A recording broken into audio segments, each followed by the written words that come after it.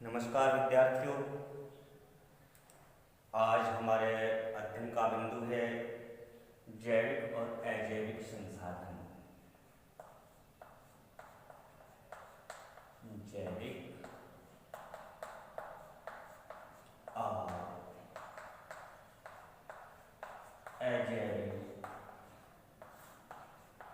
संसाधन।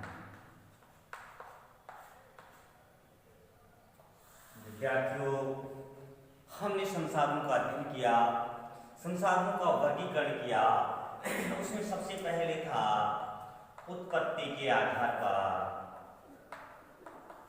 उत्पत्ति के आधार पर संसाधनों का वर्गीकरण दो भागों में किया गया था, जैविक संसाधन और अजैविक संसाधन। विद्यार्थियों, आपने पढ़ा था ऐसे मानवीय पदार्थ या वस्तु जिनमें जीवांश की मात्रा पाई जाती है, जो श्वसन क्रिया करते हैं और जिनमें प्रजनन क्षमता पाई जाती है, जैविक संसाधन कहलाते हैं।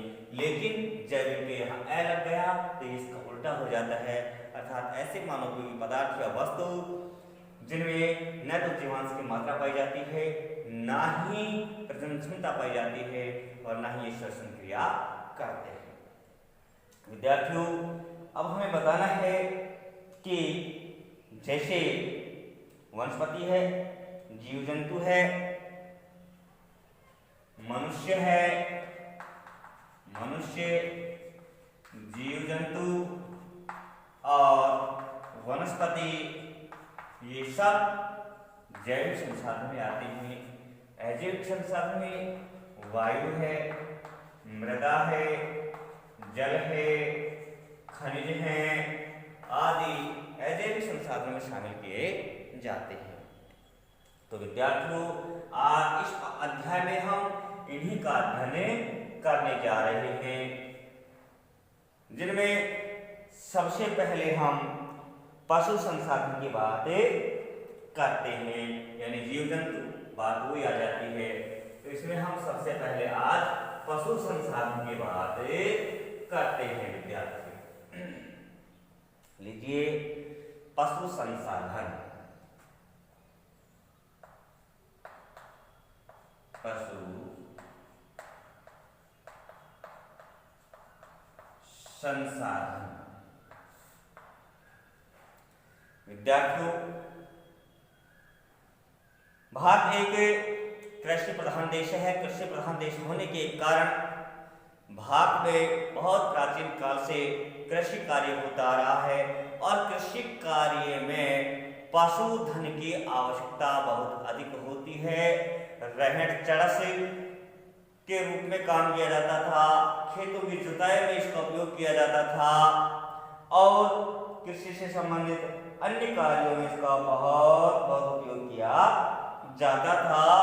साथ ही इससे दूध प्राप्त किया जाता था, आज भी किया जा रहा है।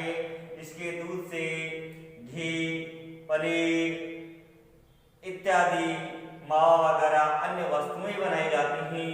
इसलिए पशुधन को पशु संसाधन कहना अधिक उचित होगा। आपसे क्वेश्चन किया जा सकता है कि पशुधन को पशु संसाधन कहना अधिक उचित क्यों होगा?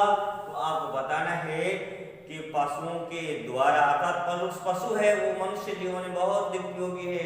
इसके द्वारा खेती की जाती है, भूमि की जुताई की जाती है, लाव चरस खींचे जाते हैं, परिवहन कार्य किया जाता है, इससे दूध प्राप्त किया जाता है, जिसके द्वारा दूध, घी, पनीर या मावा इत्यादि अन्य वस्तुएं प्राप्त की जाती हैं। इसलिए इसे पशुधन के बजाय पशु संसाधन कहना अधिक उचित होगा। विद्यार्थियों, अब हम अध्ययन करते हैं पशु संसाधन का महत्व। पशु संसाधन के महत्व को जानने से पहले मैं आपको बता देना चाहता हूं कि पशु संसाधन के महत्व को एक विद्वान भी हैं, डॉक्टर डार्लिन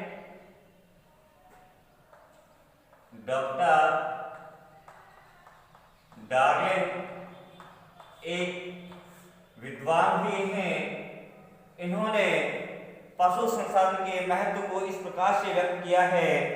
उन्होंने लिखा है कि इसके बिना खेत बिना जुते बोए पड़े रहते हैं। इसके बिना खेत बिना जोते बोए पड़े रहते हैं। बिना जोते बोए पड़े रहते हैं। आगे उन्होंने बताया है खलिहान खाद्यान्नों के अभाव में खाली रहते हैं। खलिहान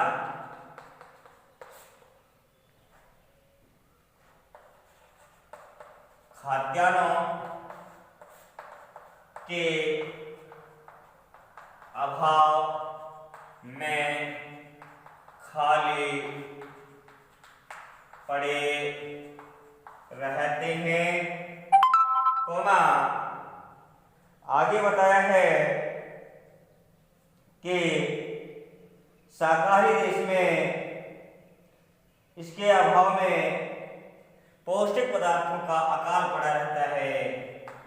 इसके अभाव में भारत जैसे शाकाहारी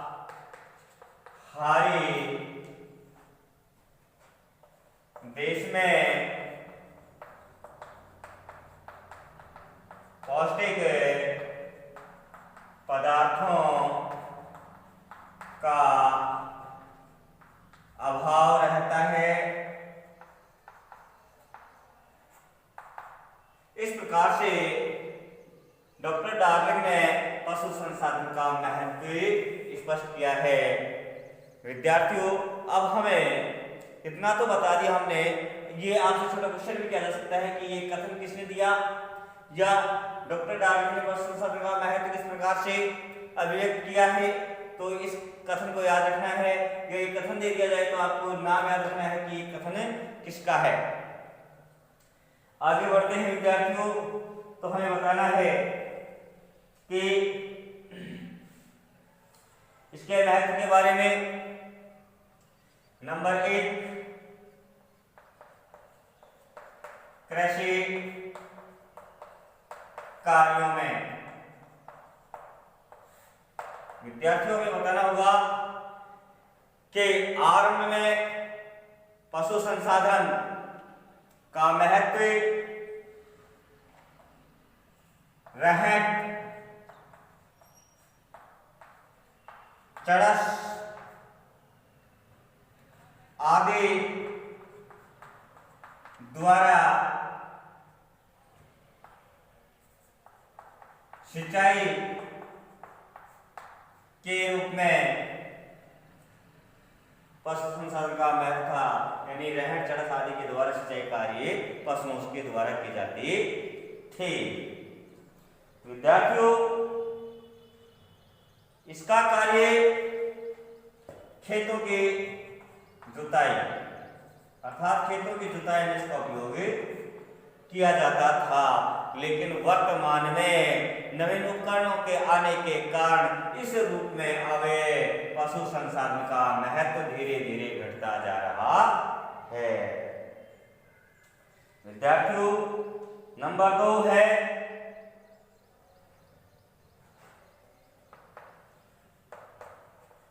खाद्यान्न प्राप्ति में। विद्यार्थियों, पशु संसाधन है, इसके द्वारा दूध, दही, पनीर, घी, मावा आदि पौष्टिक खाद्य पदार्थों की प्राप्ति होती है। इसी प्रकार से आगे बढ़ते हैं। नंबर 3, उर्वरक की प्राप्ति विद्यार्थियों हमें बताना होगा कि पशुओं के गोबर व मल मूत्र के द्वारा उर्वरक प्राप्त किया जाता है। इनके गोबर मल मूत्र से भूमि मृदा उपजाऊ होती है, जिससे उत्पादन में वृद्धि होती है। या इसके द्वारा, इनके गोबर मल मूत्र और हड्डियों के द्वारा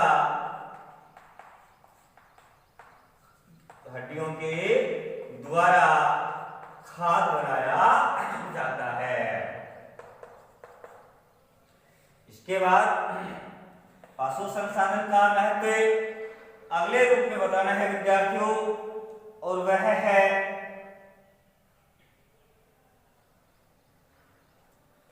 ऊन व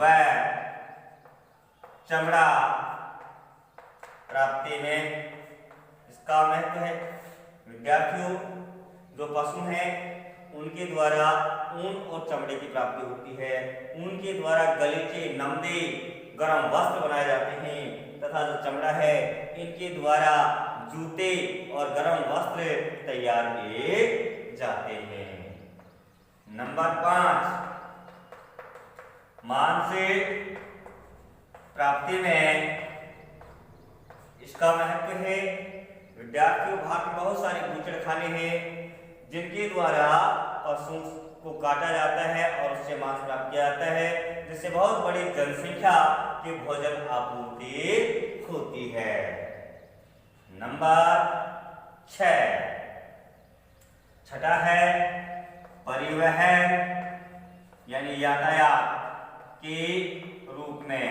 विद्यार्थी, बहुत सारे पशु ऐसे हैं जिनका उपयोग परिवहन के रूप में किया जाता है, जिनके द्वारा बोझ ढोया जाता है, जिसमें ऊंट है, घोड़ा है, गधा है, खच्चर है। ऊंट, घोड़ा, गधा, खच्चर आदि पशु ऐसे हैं जिनका उपयोग परिवहन के रूप में किया जाता है। विद्यार्थियों, आगे बढ़ते हैं तो आगे है कि इसके द्वारा, इसके सींगों से विभिन्न प्रकार की कलात्मक वस्तुएं बनाई जाती हैं। नंबर 7 पर सींगों द्वारा विभिन्न प्रकार के कलात्मक वस्तुएं बनाई जाती हैं। और नंबर 8 तथा अंतिम महत्व तो हमें बताना है कि इसके द्वारा भारत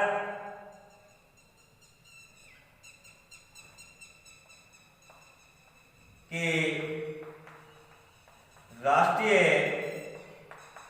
आय यानी भारत की राष्ट्रीय आय में इसका योगदान होता है।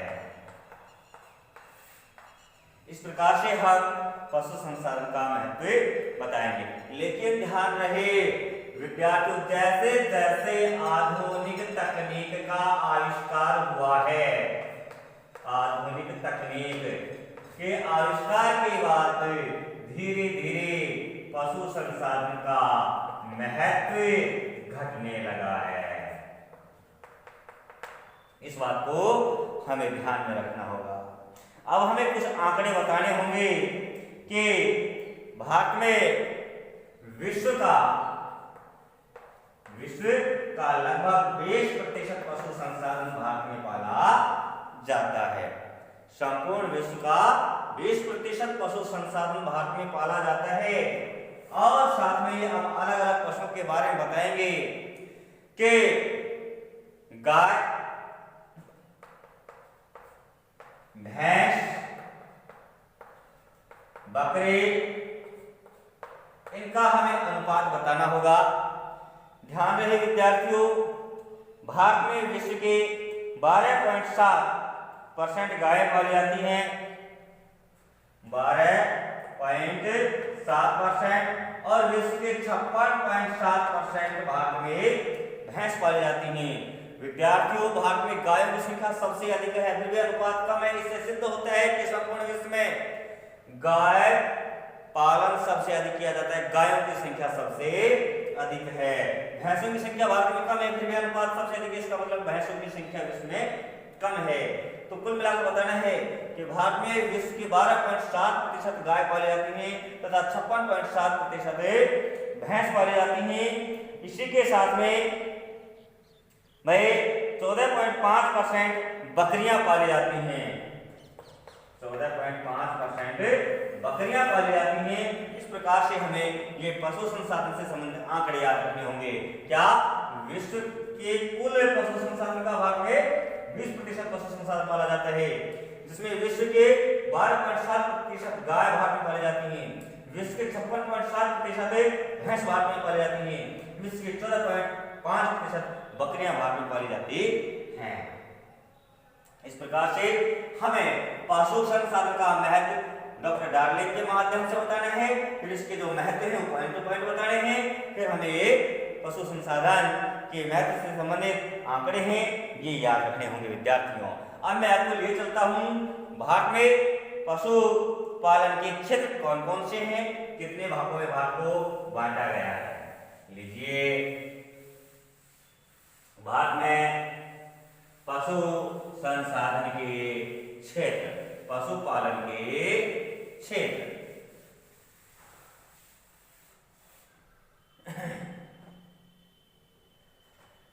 भारत में पशुपालन क्षेत्र। विद्यार्थियों, अब हमें इन क्षेत्रों को भारत के मानचित्र में भी दर्शाना होगा, इसलिए मैं एक छोटा सा भारत का मानचित्र भी बना लेता हूं।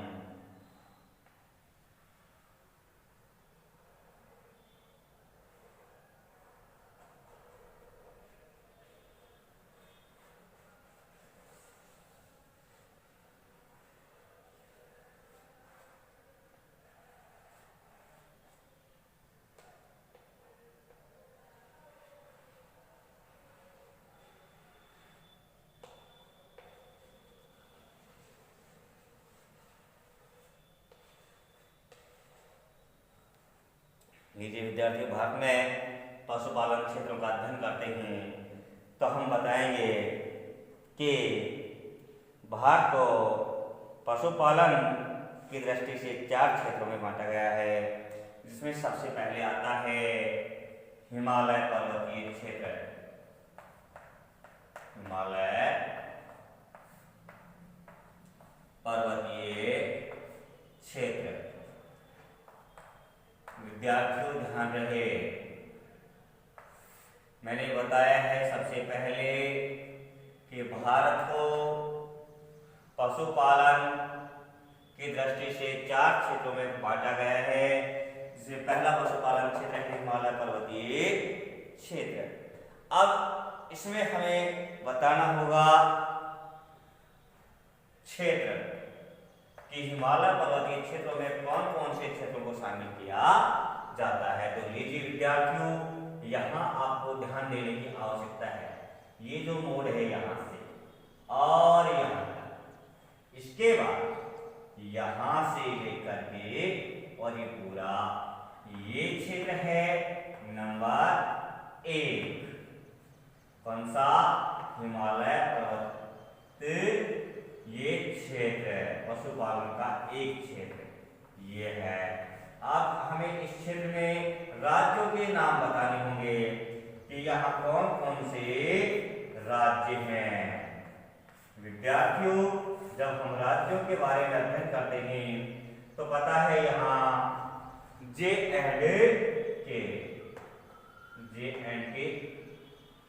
यहाँ हिमाचल प्रदेश, यहाँ उत्तराखंड, यहाँ सिक्किम, यहाँ मेघालय, यहाँ आसाम, यहाँ अरुणाचल प्रदेश, यहाँ नागालैंड, यहाँ मणिपुर, यहाँ मिजोरम, यहाँ त्रिपुरा, ये राज्य हैं। अब हम बता सकते हैं कि हिमालय पर्वतीय जो पशुपालन क्षेत्र है इसमें कौन कौन से राज्य शामिल हैं, तो बताएंगे। नंबर 1 जे एंड के जम्मू कश्मीर, नंबर 2 हिमाचल प्रदेश, नंबर 3 उत्तराखंड और नंबर 4 पर कौन लिख देंगे पूर्वोत्तर भारत, अर्थात उत्तरी पूर्वी भारत। इसको उत्तरी पूर्वी भारत कहते हैं, जिसमें ये 8 राज्य शामिल हो गए, इसे 7 सिस्टर कहते हैं और 8वां सिक्किम इसमें शामिल हो जाता है। इस प्रकार से ये 8 राज्य ये हैं और 3 राज्य ये हैं। 8 और 3 11 राज्य हिमालय पर्वतीय पशुपालन क्षेत्र में शामिल हैं। विद्यार्थियों, पशुपालन क्षेत्र के बाद में हम बताएंगे पशुओं के बारे में कि यहाँ हिमालय पर्वतीय पशुपालन क्षेत्र में कौन कौन से पशु पाले जाते हैं। तो साफ जाहिर हो रहा है विद्यार्थियों, यहाँ पर्वतीय क्षेत्र है और पर्वतीय क्षेत्र होने के कारण यहाँ घुमक्कड़ जीवन व्यतीत करते हुए लोग पशुपालन कार्य करते हैं।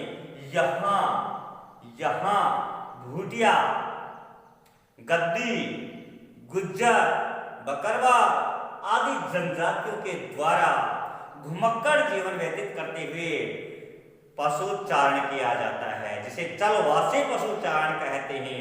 इसमें ऋतु प्रवास देखने को मिलता है, अर्थात ऋतु के अनुसार एक स्थान से दूसरे स्थान पर ये लोग स्थानांतरित होते रहते हैं। स्थायी रहकर के पशुपालन नहीं होता है, यहाँ घूमते रहते हैं, पशुपालन होता रहता है, घुमक्कड़ जीवन व्यतीत करते हैं, चरवाहा घूमते रहते हैं। यहाँ स्थायी रह करके पशुपालन नहीं किया जाता है विद्यार्थियों। तो अब घूमते फिरते कौन कौन से पशु पाले जाते हैं? मुख्यतः है बकरियां, भेड़, इसके अलावा गाय, ठीक है। और यहाँ परिवहन के लिए पहाड़ी बैल, जिसे आप याक कहते हैं, इन पशुओं का मुख्यतः यहाँ पर पशुपालन किया जाता है। विद्यार्थियों, आगे बढ़ना है। दूसरा क्षेत्र उत्तरी पश्चिमी जलवायु क्षेत्र नंबर 2। उत्तरी पश्चिमी जलवायु क्षेत्र। विद्यार्थियों, उत्तरी पश्चिमी, उत्तर पश्चिम, यानी ये जो क्षेत्र है, ये उत्तरी पश्चिमी क्षेत्र में शामिल है।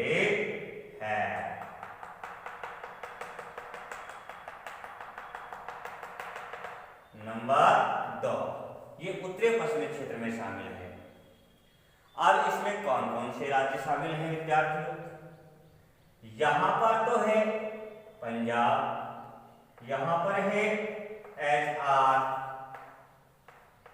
हरियाणा, यहां पर यूपी का छोटा सा भाग, यहां पर MP का हिस्सा, यहां पर राजस्थान और यहां पर गुजरात। इस प्रकार से हम सबसे पहले इसका क्षेत्र बताएंगे कि उत्तरी पश्चिम में पशुपालन क्षेत्र का विस्तार कहां से कहां तक है, अर्थात हम इसके विस्तार की बात करते हैं। इस क्षेत्र के विस्तार की बात करते हैं। विस्तार कहे तो या क्षेत्र कहे तो बात एक ही है। विद्यार्थियों, इसका विस्तार है पंजाब, फिर हरियाणा, फिर उत्तर प्रदेश, मध्य प्रदेश, राजस्थान और आपका आ जाता है गुजरात। ये क्षेत्र बता दिया। अब ध्यान रहे, इस क्षेत्र में जल का अभाव है, यहाँ मरुस्थल का विस्तार है। मरुस्थल का विस्तार होने के कारण यहाँ पर इस प्रकार के पशु पाले जाते हैं जिनको कम जल की आवश्यकता होती हो, और अधिक तापमान भी सहन कर सके। इस प्रकार के यहाँ पर पशु पाले जाते हैं विद्यार्थियों। तो बताएंगे यहाँ पर पाले जाने वाले प्रमुख पशुओं में हैं ऊंट, भेड़, बकरियां, पशु ऊंट, भेड़, बकरियां, गाय। यहाँ भैंस बहुत कम पाई जाती है क्योंकि भैंस शुष्क या भीषण गर्मी को सहन नहीं कर पाती है, जबकि उत्तरी पश्चिमी क्षेत्र है यह ऐसा क्षेत्र है जहां मरुस्थल का विस्तार है, अतः यहाँ पर भीषण गर्मी पड़ती है, इसलिए भैंस नहीं। ऊंट, भेड़, बकरियां और गाय मुख्यतः पाली जाती हैं तथा यहाँ पर घोड़े, खच्चर, टट्टू पाले जाते हैं परिवहन के लिए। घोड़े, गधे और खच्चर यहाँ परिवहन के लिए पाले जाते हैं। ध्यान रहे जैसी जलवायु है उसी जलवायु और भौगोलिक परिस्थिति है उसके अनुसार ही पशुओं का पालन किया जाता है। तो यहाँ उत्तरी पश्चिमी जलवायु क्षेत्र में ये पशु पाले जाते हैं विद्यार्थियों। यहाँ इस क्षेत्र के मुख्य जो फसल है वह फसल गेहूं है। तो गेहूं का जो भूसा है वह इनके भोजन के रूप में काम में ले लिया जाता है। इसके अलावा बाजरा है, बाजरा बोया जाता है। तो बाजरा और गेहूं का जो चारा है वो पशु चारे के रूप में काम में ले लिया जाता है विद्यार्थियों। अब ले चलता हूं नंबर 3 पर। तीसरा है उत्तरी तथा पश्चिमी तटीय क्षेत्र। उत्तरी तथा पश्चिमी तटीय क्षेत्र तीसरे नंबर पर। नंबर 3 उत्तरी तथा पश्चिमी तटीय क्षेत्र विद्यार्थियों। सॉरी, पूर्वी तथा पश्चिमी, उत्तरी नहीं है, पूर्वी तथा पश्चिमी तटीय क्षेत्र। ये पश्चिमी तटीय क्षेत्र है विद्यार्थियों और ये पूर्वी तटीय क्षेत्र है विद्यार्थियों।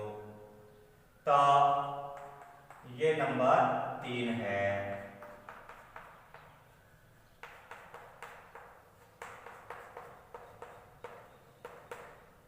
ये नंबर 3 है। तो सबसे पहले इस क्षेत्र के विस्तार की बात करते हैं। इस क्षेत्र का विस्तार भारत में कहाँ कहाँ है। देखिए विद्यार्थी, यहाँ है गुजरात, यहाँ है महाराष्ट्र एंड यहाँ है कर्नाटक, यहाँ है केरल, यहाँ है तमिलनाडु, यहाँ है आंध्र प्रदेश और यहाँ है उड़ीसा। ये राज्य इनका तटीय क्षेत्र है, वहाँ इस क्षेत्र का विस्तार है। तो सबसे पहले बताएंगे इसका विस्तार गुजरात, महाराष्ट्र, कर्नाटक, केरल, तमिलनाडु, आंध्र प्रदेश, उड़ीसा राज्यों के तटीय क्षेत्रों में इस पशुपालन क्षेत्र का विस्तार है। राज्यों में इस पशुपालन क्षेत्र का विस्तार है। यह पेटी यहां तक फैली हुई है। विद्यार्थियों ध्यान रहे, यह जो पेटी है, ये जो पेटी है, इसे हम तटीय मैदान भी कहते हैं और तटीय मैदान के मुख्य फसल चावल है।